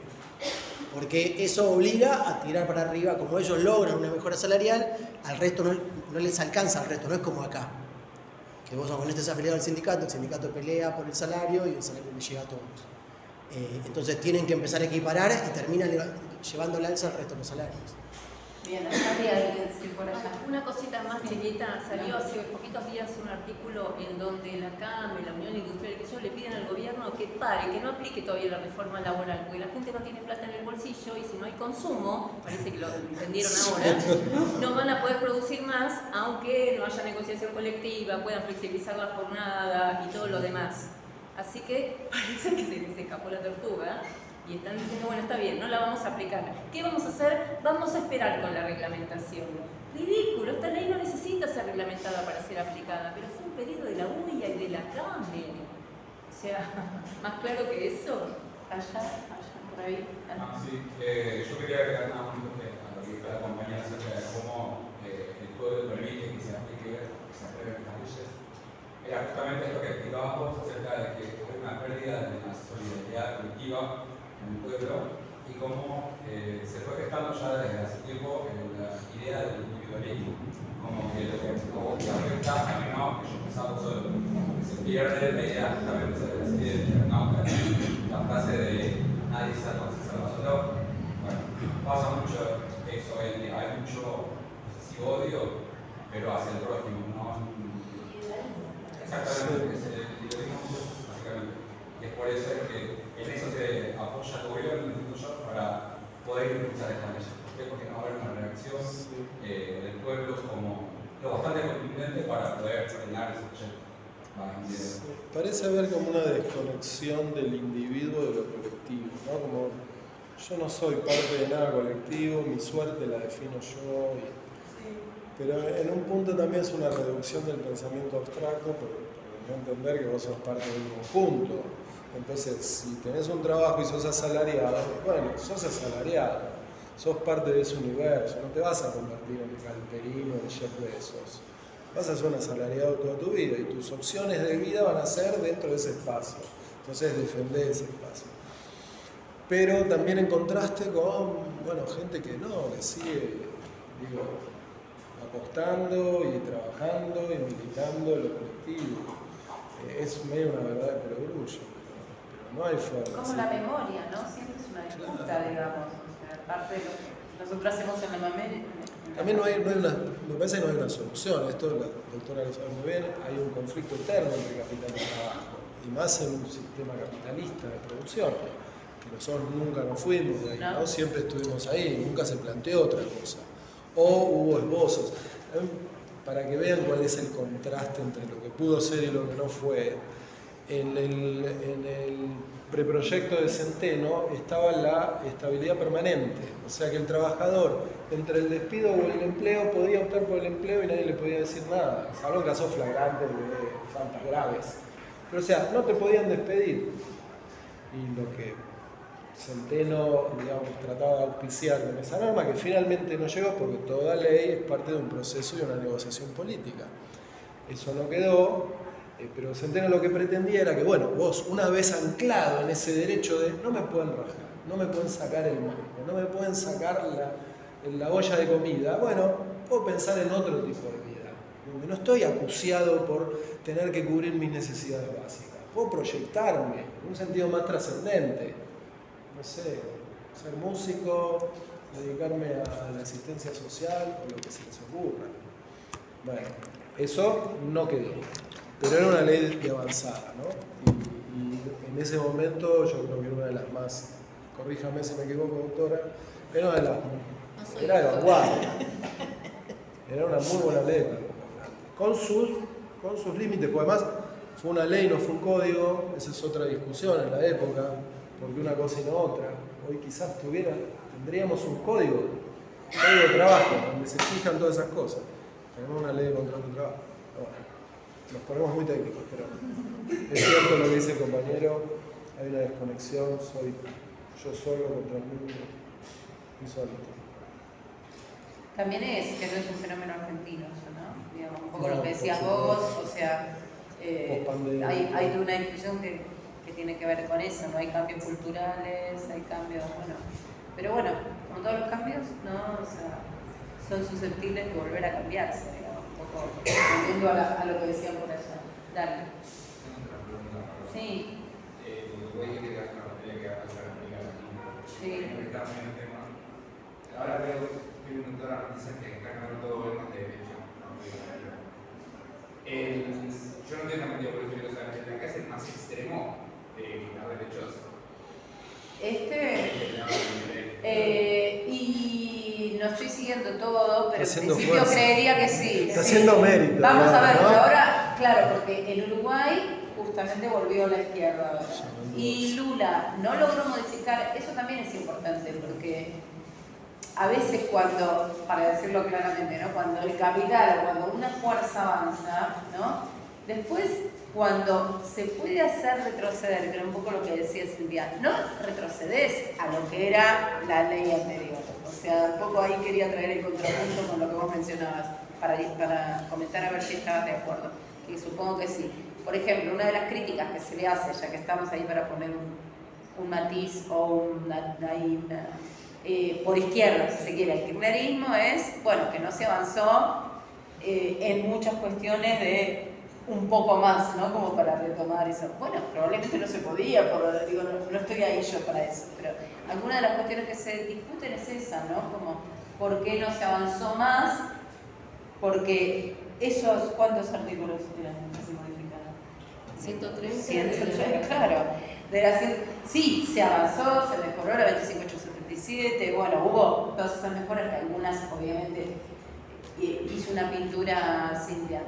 Entonces, cuando se avanza, cuando se retrocede, cuando se logra quitar alguno de esos retrocesos, nunca se vuelve al punto, porque los trabajadores venimos perdiendo en la década del 70. Eso es así.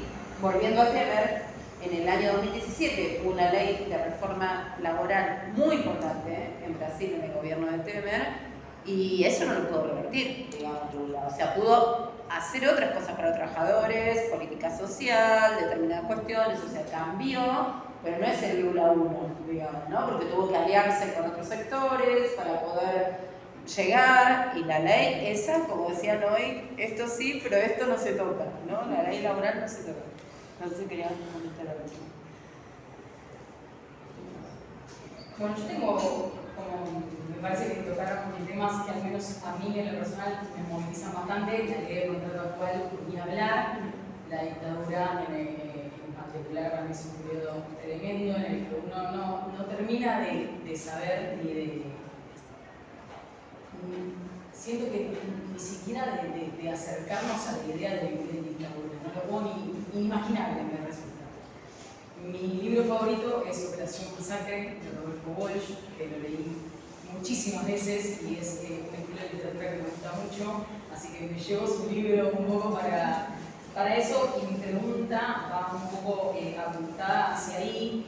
Cuando iniciaron ustedes, interpreto que debe haber un proceso bastante largo de investigación, ustedes en ese proceso de investigación, ¿sintieron que había políticamente alguna resistencia personal? Esto es como se sintieron ustedes, alguna resistencia en cuanto a esa idea de ustedes de apuntar hacia la memoria colectiva en cuanto a la noche de las corbatas, o no?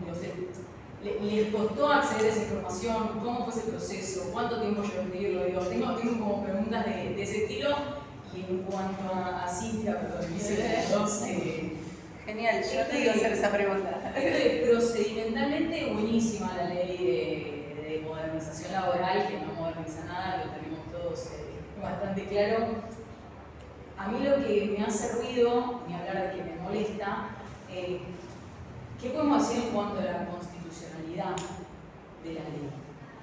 Porque digo, nosotros que conocemos el artículo 14, aunque no lo hayamos recitado, me parece que es una falta gravísima, ni hablar. Sí considero también un poco, y esto es más como comentario, que hay tanta esta repetición sin ningún tipo de procesamiento de la información, que incluso creo que, espero no nosotros, pero que el común denominador de la gente no conoce sus derechos.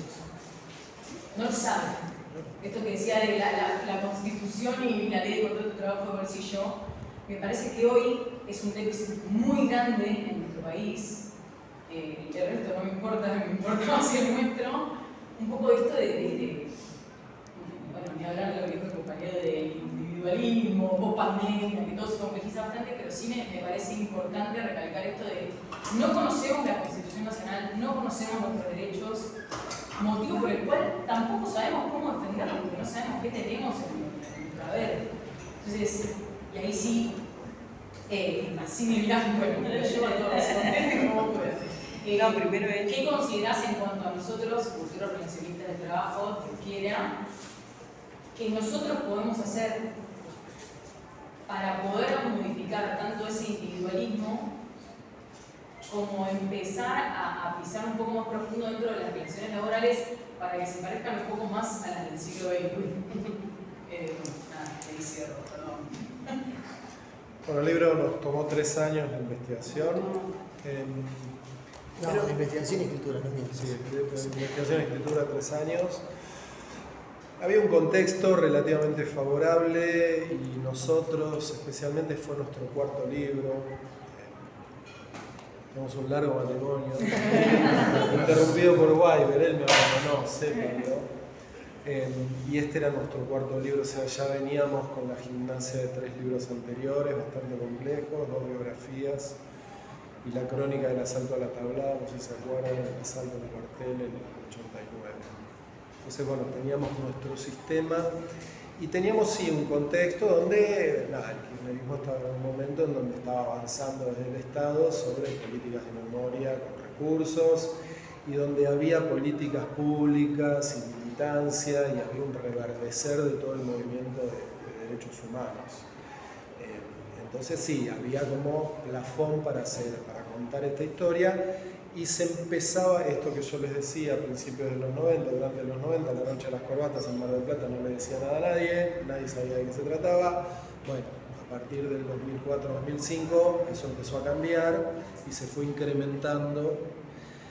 Y también creo yo un proceso lógico que tiene que ver con ciertos duelos también incluso, ¿no? De la gente y con cierta necesidad reivindicativa de los sectores. Bueno, los abogados también se organizaron mucho y la verdad que cuando salió el libro nos hicieron viajar por todo el país, hicimos una cantidad de presentaciones extraordinarias, nos llevaron por todos lados, digamos, lo usaron como instrumento de memoria Y además nosotros vinimos a ocupar un lugar que, bueno, hay cierto déficit en la Argentina de contar historias del pasado reciente, las no ficciones.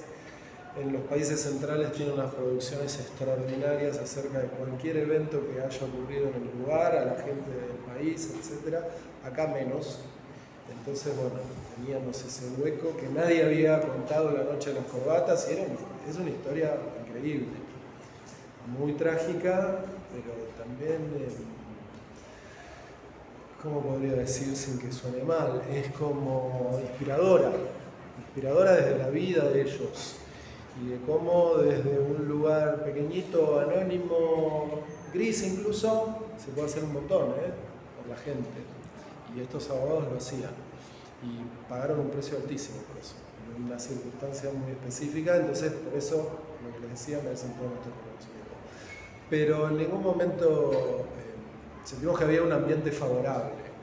Esto un poco inconsciente, tampoco es que te vas a poner a especular si algo haces, por supuesto, porque si no serías un inconsciente, pero no tiene que ser tu principal criterio de decisión. Nosotros nos gustó la historia, valía la pena contarla, y las fuentes, el acceso a las fuentes, que siempre es muy importante, la verdad que había mucha voluntad. E incluso la hija de Centeno, que se llama María Eva Centeno, por supuesto, estaba un poco al principio, un poco reacia, pero terminó colaborando.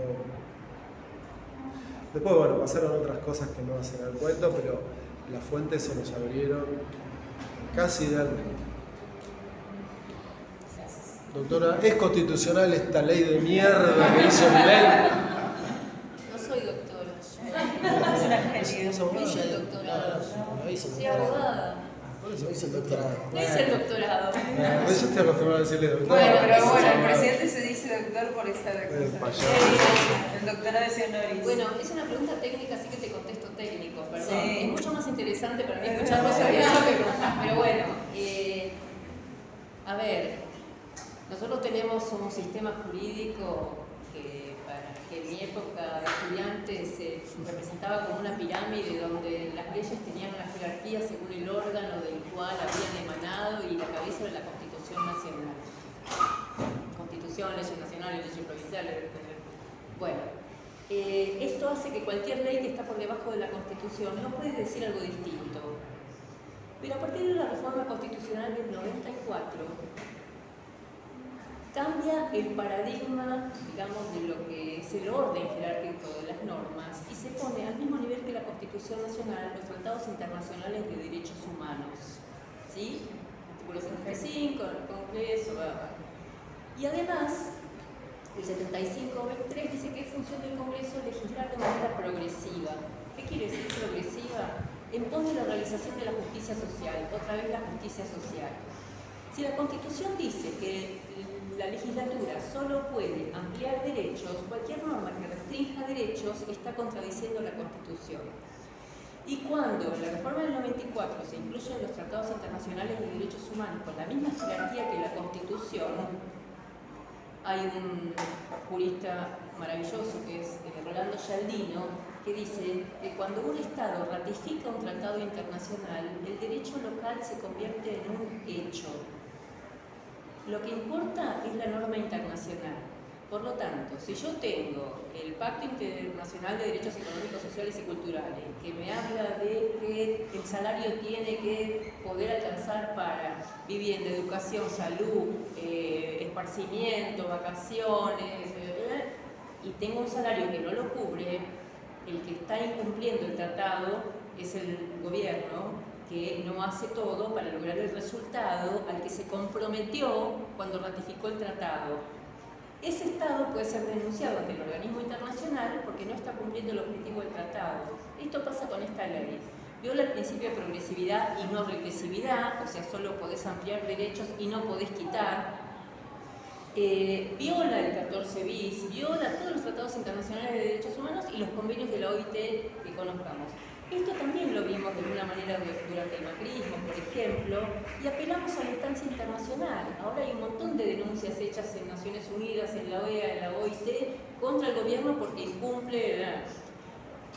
Con lo cual, aunque vos tengas un gobierno que quiere hacer lo que quiere, porque tiene los votos, no modificó la Constitución Nacional y no se salió, por ejemplo, del sistema interamericano de derechos humanos que lo obliga a respetar la Convención Americana. Está violando todo.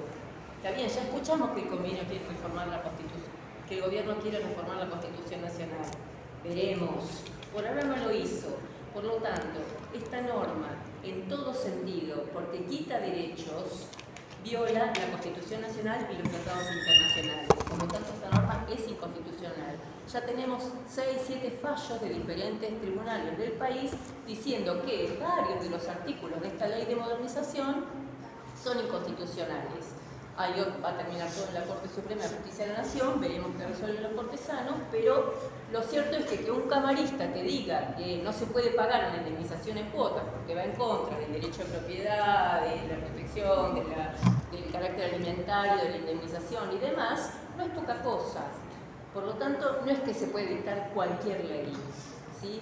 Ahí no sé si nos quedaría como abrazarnos a la idea de que es... Más que abrazarnos es sostener, o sea, está muy bien el abrazo, pero además hay que salir. No, bueno, totalmente. Por supuesto. Bien, quería saber si, ahora yo me guardo la respuesta porque, no por hacer suspenso, sino porque los autores, Pablo y ya nos habían dicho de entrada que tienen otra actividad posterior, entonces quería aprovechar si alguien quiere hacer algún comentario o hacerles alguna pregunta para que ellos se puedan retirar, digamos, o algo más. ¿Estuvieron bien? Ya le dije que le vamos a preguntar a ver a la cara, me los está amenazando. No, voy a hacer. Voy a comprar el libro.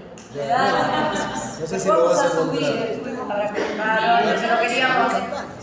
No queríamos, pero les vamos a subir toda la información. Voy a ser muy sincero, tenemos el cumpleaños de 80 años de un colega muy querido que escribió el libro El Golpe, sobre que viene a cuento de esta fecha. Léanlo, es un libro muy interesante de cómo se efectuó el golpe. Y bueno, claro, tenemos que ir a esa celebración medio de control de organizadores, así que disculpen. Bueno, podemos aplaudir entonces.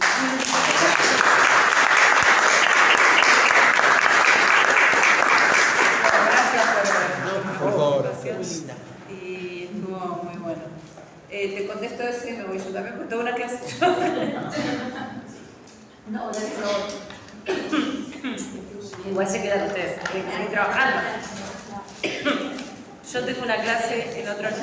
Sí, pobre, los docentes ni me preguntan cosas así. Bueno, sí. Bueno, perdona, ¿Cintia le quieren preguntar algo? No. Bueno, contesto eso y después se van al recreo. También los saludos. Gracias. De eso vamos a hablar, ¿no? Los profes podrían contestar también. Pero bueno, en mi carácter de me hago cargo de la respuesta. No, obviamente que eso es parte de la discusión. Si yo te quiero decir como la respuesta corta, como para decirlo, podemos seguir debatiendo todo el cuatrimestre, ¿no?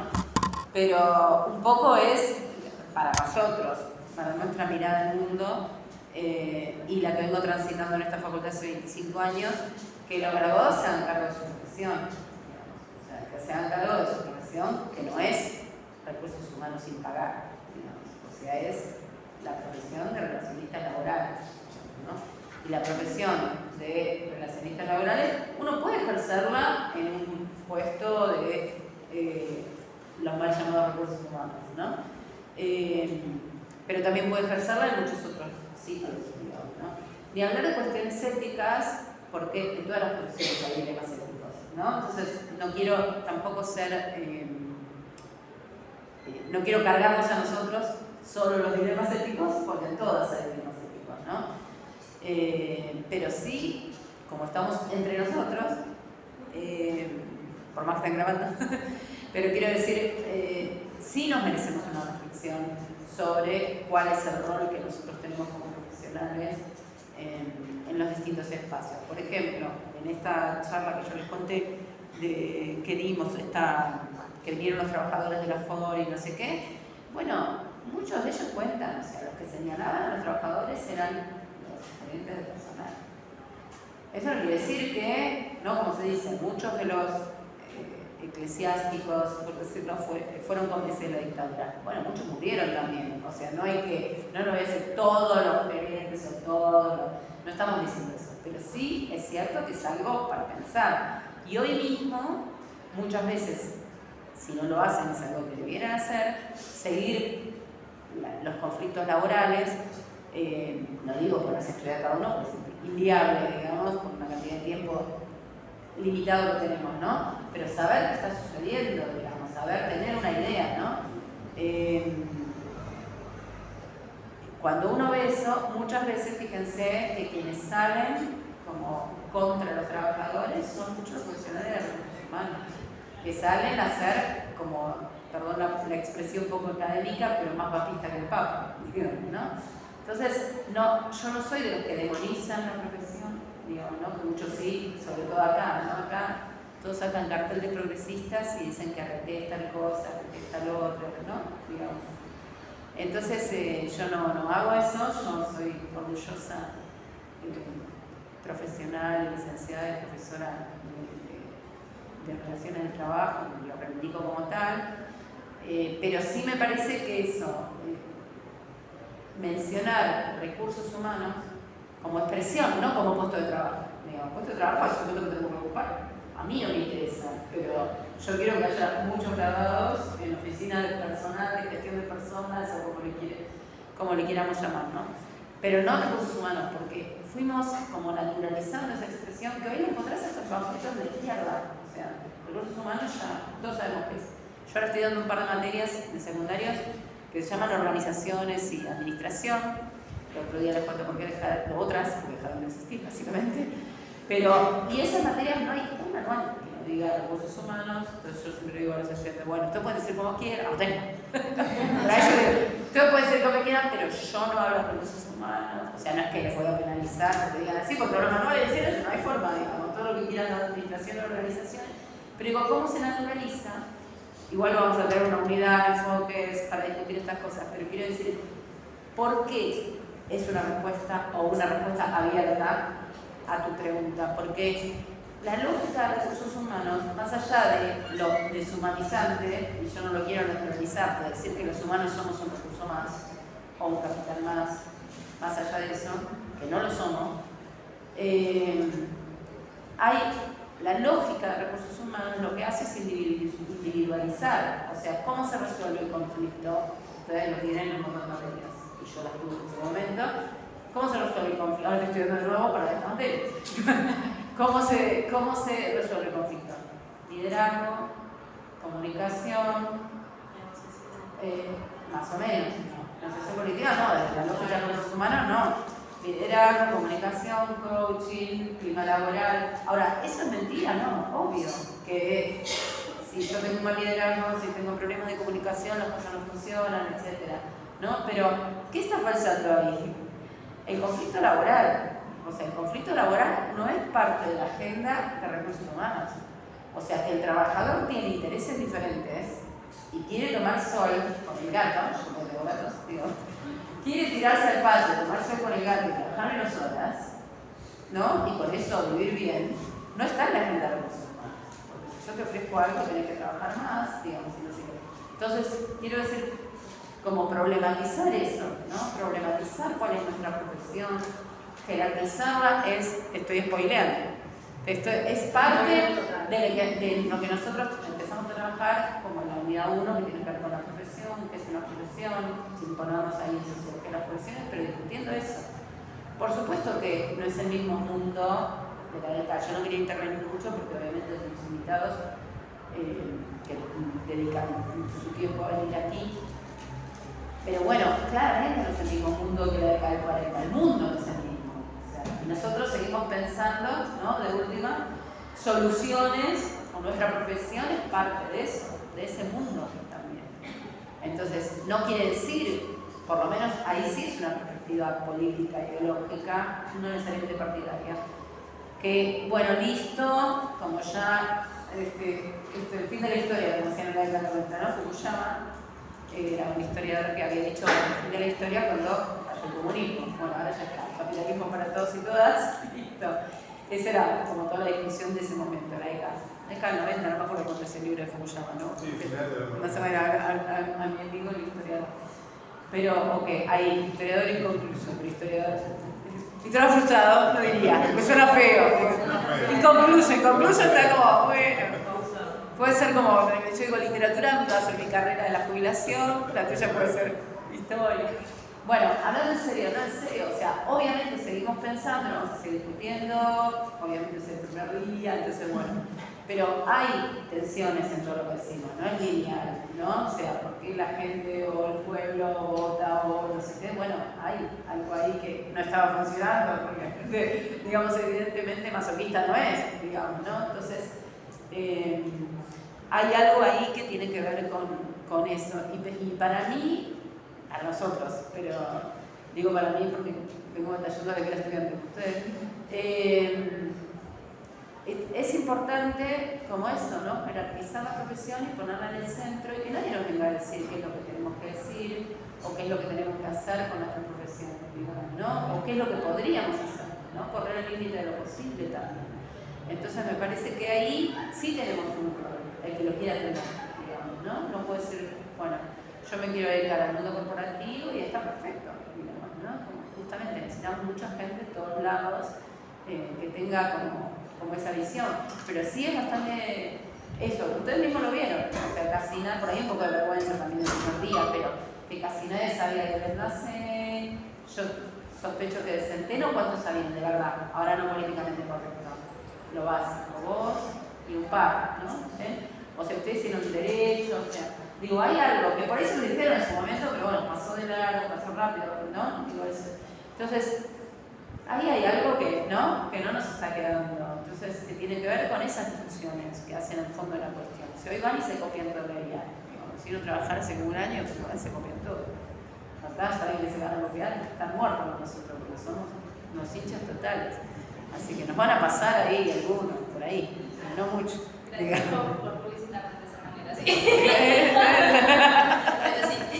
Ahora lo dejo con ellos. No, bueno, es largo, pero se entendió como un poco el eje para mí de la discusión pasa por ahí. O sea, es una profesión que nació conservadora, pero nació para hacer la revolución social, aunque nos pese. Después uno tiene autores como Heinemann, ¿no? Como marxista, que lo van a leer, le guste o no le guste. Después puedo criticarlo, eso sí, digamos, puedo decir, no me gustó, no sé qué. Puede haber otras cosas, pero en realidad como nació, yo creo que ninguno de ustedes sabe cómo nació la profesión. Cómo nació la disciplina, la carrera de la profesión. Nació para gestionar el conflicto carrera-trabajo, para aplacarlo de alguna manera, digamos, ¿no? Entonces, ahora ni siquiera eso, el conflicto de trabajo no existe, digamos, ¿no? Entonces, hay como parte de mucho para pensar. No yo, nosotros proponemos unas líneas, ustedes saben las propias, ¿no? Esa es la universidad, o debería ser para nosotros. Nosotros, aprovecho eso y me voy corriendo. Tengo que dar una clase a las 9 y hoy la profe Roxy, que es nuestra junta, que se iba a quedar con Vero y con Ale, está enferma, así que nosotros vamos a ir alternándonos los miércoles, o sea que nos vamos a ver y van a estar con Vero y Ale, hoy les van a contar un poco cómo es la dinámica del trabajo. Lo vamos a seguir discutiendo, trabajando, reflexionando, ¿no? La universidad, nosotros no hablamos de neutralidad, eso es parte de las modas actuales, ¿no? Esto es objetivo, esto es neutral, la lógica del adoctrinamiento, ¿no? Siempre cuidate de quien te diga que algo es objetivo, ¿no? Porque te está traficando ideología sin decirte de dónde hablan, ¿no? Entonces, yo prefiero que me digas de dónde hablas, La Nación. Yo lo leo, sé de dónde me habla, me gusta leer La Nación. Pues yo sé de dónde me habla, leo, como página 12 no lo leo hace un montón, pero otro libro, no sé, leo La Izquierda Diario, bueno, más o menos, sí, no quiere decir que sea más riguroso, menos riguroso, no sé, pero sé lo más o menos de dónde hablan, digamos, ¿no? Después si yo quiero contrastar, voy, con ese bueno, esto es objetivo, ¿no? Cuando vos pones un ejemplo, cuando vos, no existe la objetividad, existe, perdón, en términos científicos, si no me quiero meter ahí, no existe la neutralidad objetiva. La objetividad en términos de seguir un rigor, ¿no? De decir, che, mira, está esto. Bueno, hay hechos y hay opiniones y hay interpretaciones, ¿no? De los hechos. Entonces, eso también lo vamos a transitar, ¿no? Y la idea es que probablemente haya en muchas cosas opiniones encontradas, ¿no? Entre ustedes o entre ustedes y los profes, mientras sean respetuosas, acá está todo bien, digamos, no queremos que todos piensen como nosotros, ni mucho menos, pero sí todos hablamos desde un lugar, ¿no? Desde un enfoque, desde una visión del mundo, desde lo que nos parece adecuado en este momento y en este lugar, ¿no? Entonces me parece que eso es importante, ¿no? También traerlo aquí a la primera clase y dejo por acá, porque así pueden ir a recrear. Y la idea, solamente digo esto, que después le van a dar todas las cosas ordenadas, nos quedó ahí medio por esto, pero para nosotros era importante, creo que para ustedes también, ¿no? Esta actividad.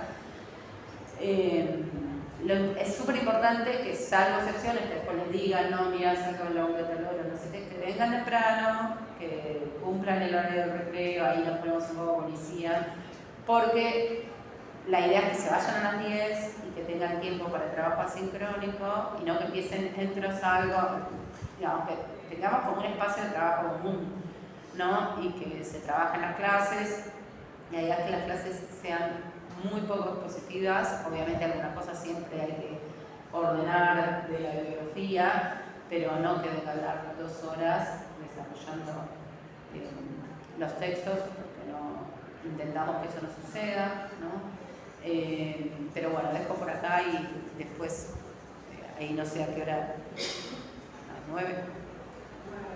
A las 9 les parece, Sí, como para... vamos a tomar lista, nosotros tomamos lista, más que nada para tener un seguimiento de las historias, que sabemos que son bastantes, sobre todo es bastante fructífera la discusión. Sí, por eso sí. Así que sí, tomamos siempre lista, más que nada, si hay alguna persona por X cosa, tiene algo, preferimos que nos lo comenten, ¿sí? Bueno, no sé, pierdo el último tren a tal hora, preferimos que se nos acerquen y nos digan, le veo, tenemos este auxilio, Roxy, cuando tenga, que nos comenten, si le haya una relación de cercanía más que nada para que tengamos el seguimiento. En última instancia tiene que ver con tener un encuadre, no tanto con una lógica de control, sino porque tenemos que hacer cosas acá, digamos, ¿no? Se supone que tratamos de que ese espacio valga la pena venir, ¿no?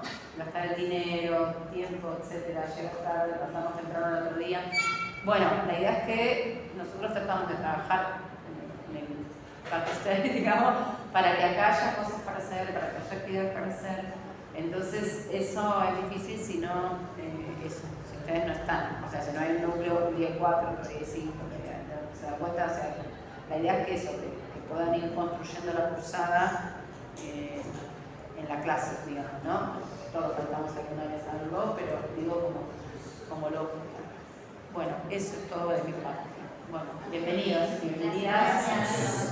La universidad es persistir. Resistir, nunca desistir. Es resistencia, no velocidad.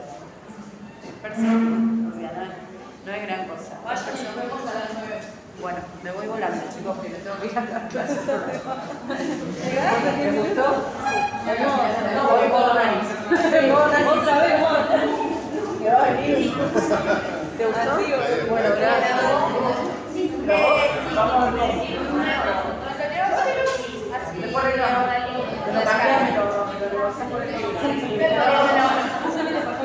Quiero ver ese. No es el tercero o el agua. No, estoy 20 horas, o sea. No, no, no.